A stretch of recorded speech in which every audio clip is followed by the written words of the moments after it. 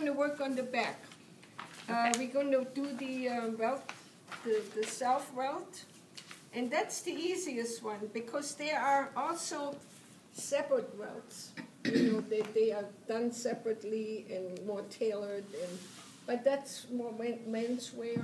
But this is sort of a common, and it's perfect for this because we are, you know, it's cut on a bias because we want to have it as an accent in setting off the other plaits. It's hard to match if you were doing it all on the straight. Okay, so the difference between this, our pattern, and the handout, the only thing different is two things. We're going to cut this on a bias, that's one thing. What's the second one? We have darts. This one doesn't show any darts, okay? So, but it shows how the welt is done, and that's why you're keeping this. And then also, when we do this seam here, I do my seam open rather than in the same direction because it's less bulky. Oh, it comes out so much nicer. Okay, good.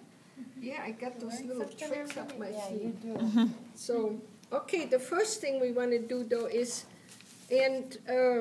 which I haven't done because it doesn't make sense until after you put your interfacing on. See, remember this little notch? This side doesn't have it, but this side has the notch, and it's important to know because this is where the top is, okay, the top of the welt. So in here, when you look at your piece, you see the welt doesn't sit in the middle.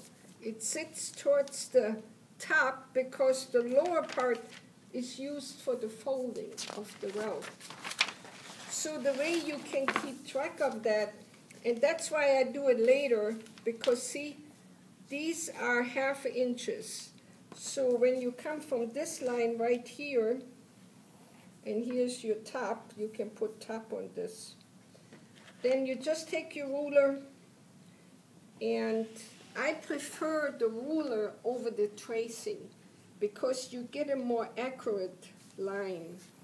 So now when you work with your fabric, you got to be careful what you're using. You can use, you know, if you have darker fabric, a pencil is okay, but you can also use your markers.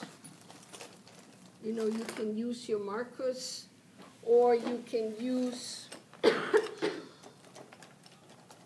like on a darker, you can use chalk and, you know, different chalk, okay? But you want to not trace because the tracing is it's not accurate enough. So you see, I rather measure it because here is where you're making your welt. It's not the sewing, it's the outline. Because if your outline is crooked, your welt is going to be crooked. So we have to make sure we have a perfect start. And see, then in here, the seam allowance is 3/4 of an inch. The pocket is actually 5 1/2. 3/4. Now, you see what I like with corners. This is not just for here. It's also for whenever you make corners. You want to have a crisscross in a corner, so you can really see when the lines are crisscrossing, you have a perfect corner. If you're just doing like this, it becomes a curve. Can you notice that? Mm-hmm. You can never get a perfect corner by that. And when you trace, that's how most students do it. So, see, you can have your really nice little corners. Also, when I sew this now, the sewing directions, you're going to start sewing in the middle, and then within a 1/2 inch of the corners, you're going to change your stitches from regular stitch, which is 2.5, To 1? around the corner to a 1.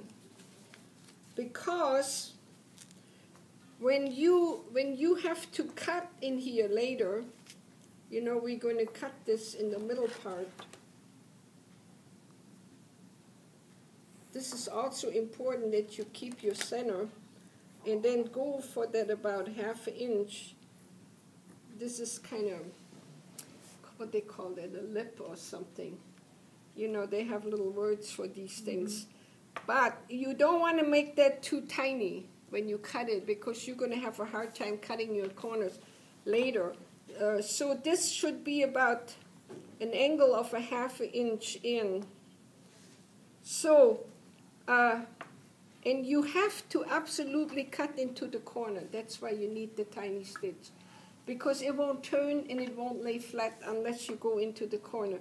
If you go up this far and you say, "Ooh, I'm scared, I don't want to, you know, something's going to happen if I get in that corner," it won't work, because when you turn it over, it's going to be all puckers. So that's why we need those tiny stitches in there.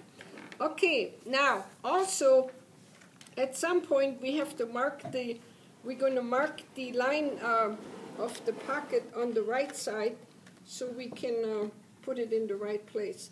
But before I do that, we're going to do the darts. They should be the same heights. I think they are. And, you know, you can mark them or you can just...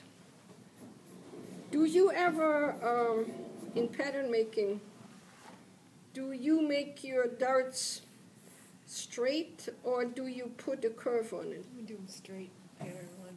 Because when I learned darts, we had to put put the curve on. When you sew it, you sew the Yeah. curve. I remember that, but Yeah. we just draw them straight. Okay, that's for more. Okay, guys, come on over here. I'm going to do the same thing you do it. I got to give it myself a little pin here. And how many of you remember how to sew a dart? Okay, tell us. Oh, you start from the point and you will sew. You do not backstitch and you sew all the way up to the waistband area, and you do not backstitch there. Or you can if you want. How would you sew the dart? Oh, I remember, but not technically. Yeah, I have